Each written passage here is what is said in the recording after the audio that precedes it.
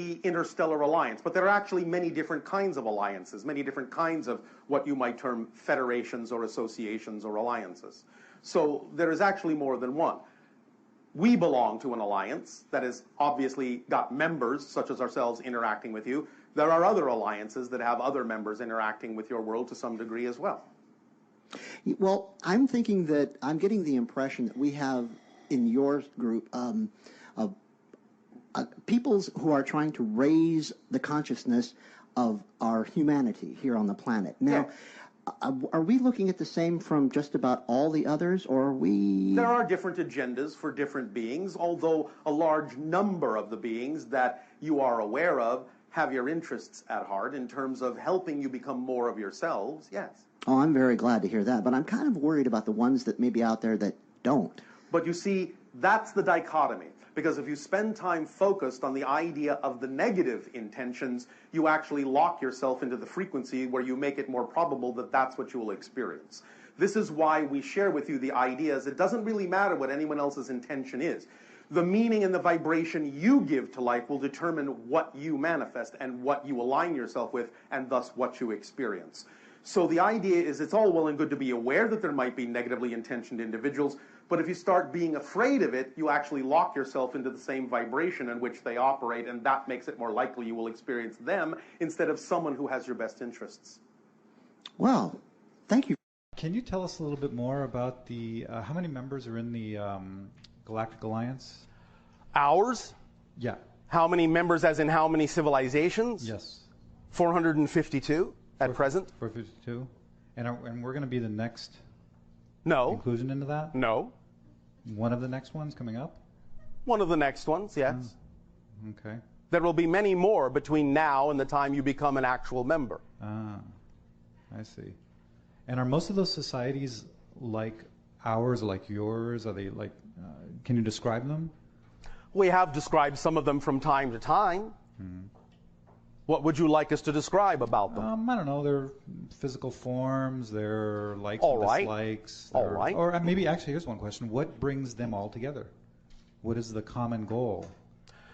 A perspective that all things are one, and a valuation of the differences that reflect to them all the ways that all that is can be. And an understanding of the synchronicity that results from that, and the expansion of awareness that results from interacting with all those other aspects. I like that. So do we. Good. Okay. Now, we are not saying that there are not different levels of understanding and different levels of expression even within the Alliance. There are members that, because they themselves have a relatively unified society, are simply curious to join the Alliance to see what effect it may have on them to do so. And they may have no other motivation than that. But at least in their own context, they are among themselves unified. So it's really a group of people that have self-respect, self-love, and self-understanding that they are the one and the one is them. Yes, and the appreciation of the difference that they are from all the other differences. Okay. And the difference that everyone else is from them. Wow. Now, there are beings, of course, that are somewhat similar to humans, but that's only about 15% of all the beings we have ever encountered. Wow. Most of the ones that are similar to humans in the sense that they have the two arms, the two legs, the head with the two eyes, are actually, for the most part, actually genetically related to you. Or, I'll be more precise, you are genetically related to them.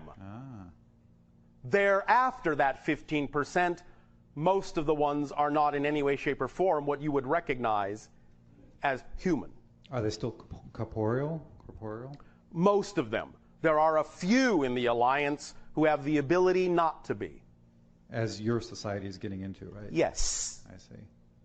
But most of them have at least what you would recognize as the ability to project a corporeal aspect of some sort that most members can relate to. But for some, that's just a projection of convenience. We have said many times, there have been many demonstrations given over the military bases on your planet that harbor nuclear missiles, where our crafts have, by hovering over and extending their electromagnetic beams, shut down the launch codes, erased the launch codes, scrambled the launch codes to demonstrate that while it might still be possible for there to be a limited nuclear strike, a small one somewhere on your world, the idea of global thermonuclear war would rip through the fabric of dimensions to other realities, and this you are not allowed to do. So this will be prevented on a larger scale, even though smaller scales that will not have that effect interdimensionally can still be allowed, because you still have to make up your own minds about what you wish to experience on your world. But the larger expression of it, yes, is not allowed and will be prevented. What makes us special as human race compared to other members of Interstellar Alliance? Why did you decide to pick us specifically to be a member of the Interstellar Alliance? And at what point in our history and why was that decided? You are our ancestors. We are literally genetically connected to you. We are family.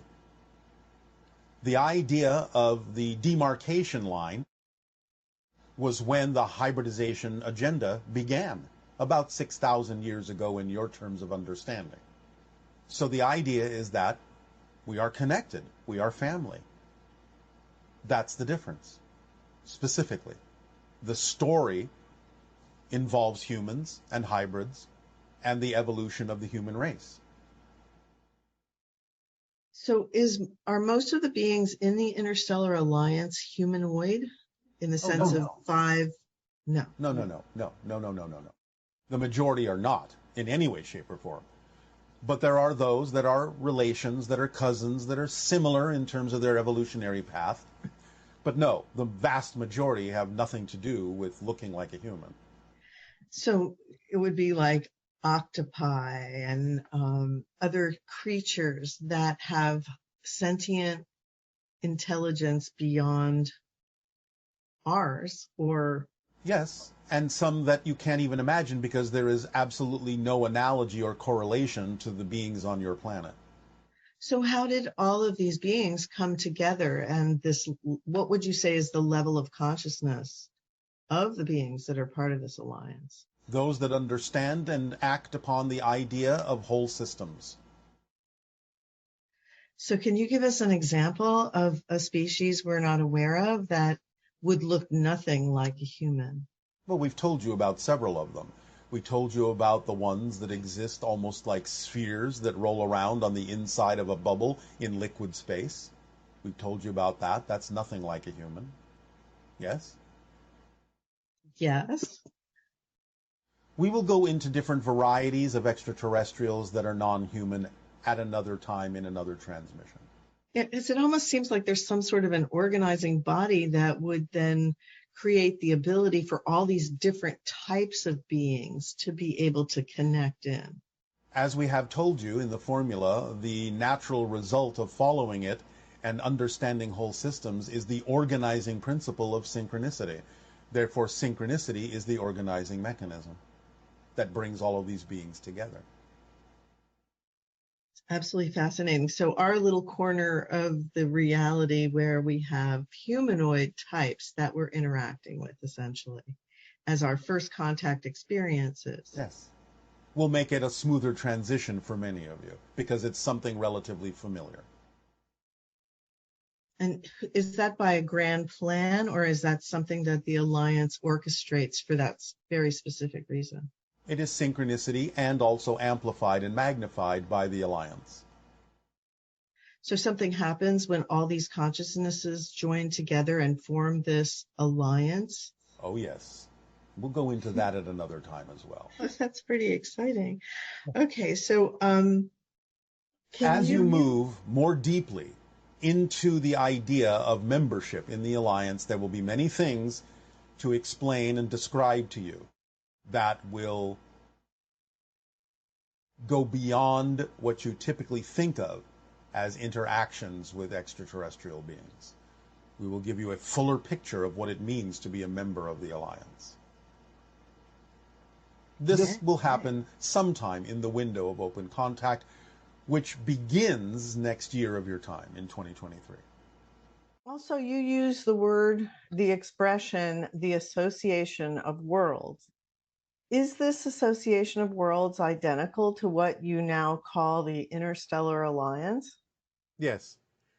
There have been many interpretations for the images and energies and information that we send through the channel, different ways of interpreting it according to the vocabulary that may have existed within the channel at the time.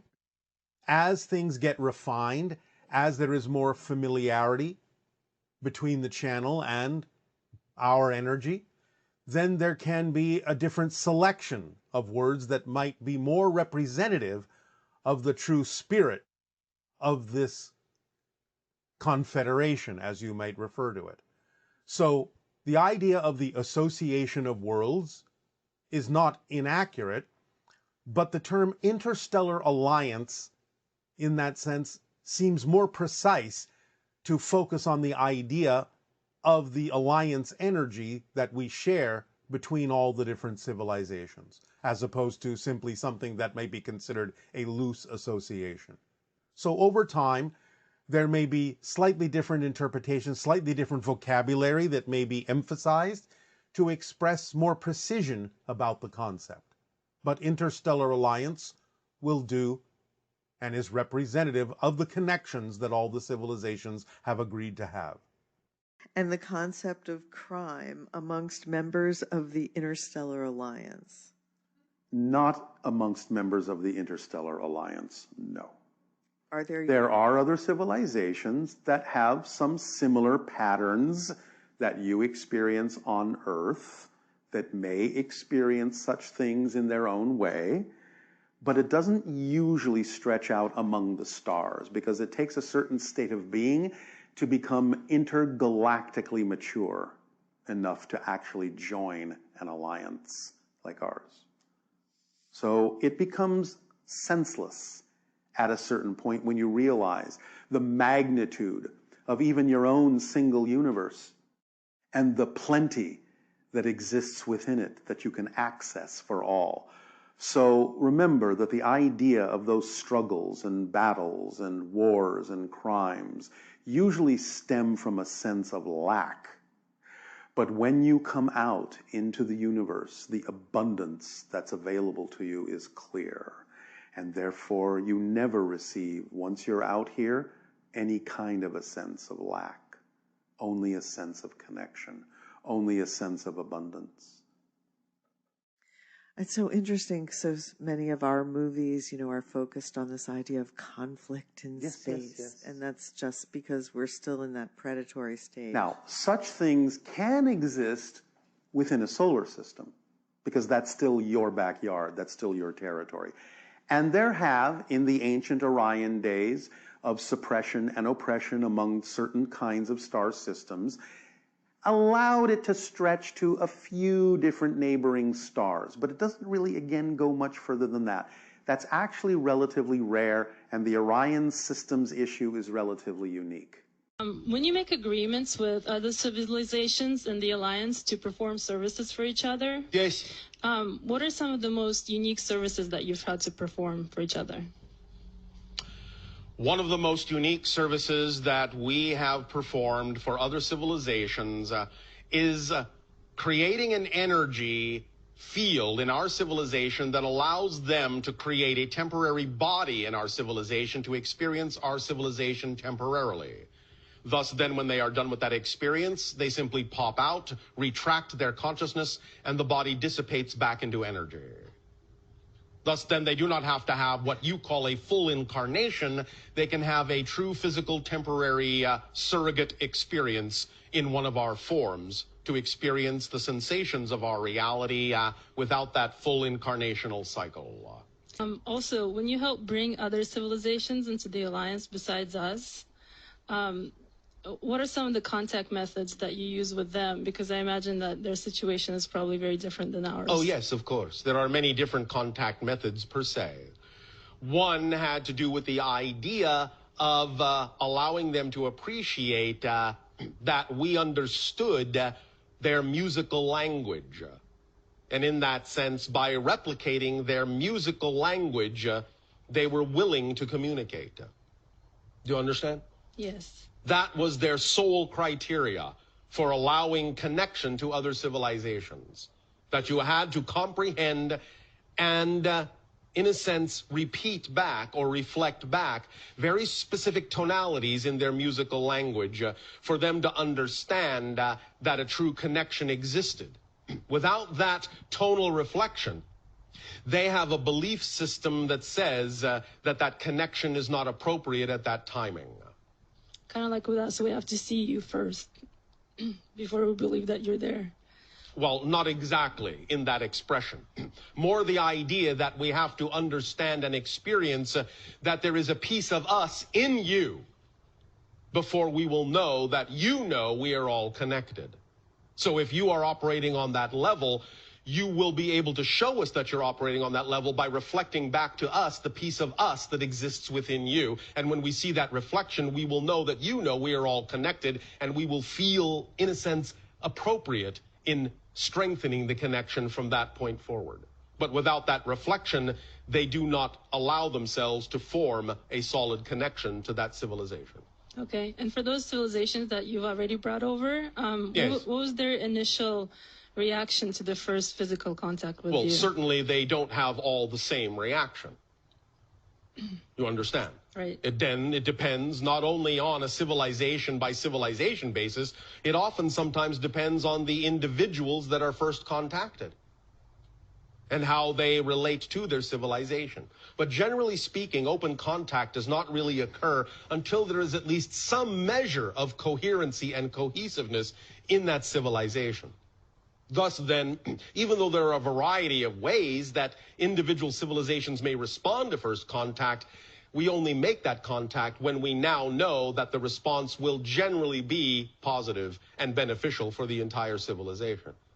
Nevertheless, one example of open contact was all individuals in that civilization all at once lying down on the ground facing skyward. This was their way of acting as intermediaries between their planet and the sky. It was their symbol for connecting what you would call heaven and earth. So when we appeared and they recognized that the timing had come for them to connect to beings from the stars, they all lay down on their backs and looked up at the sky as an expression of gratitude and thanks and readiness for acting as intermediaries between their world and the stars.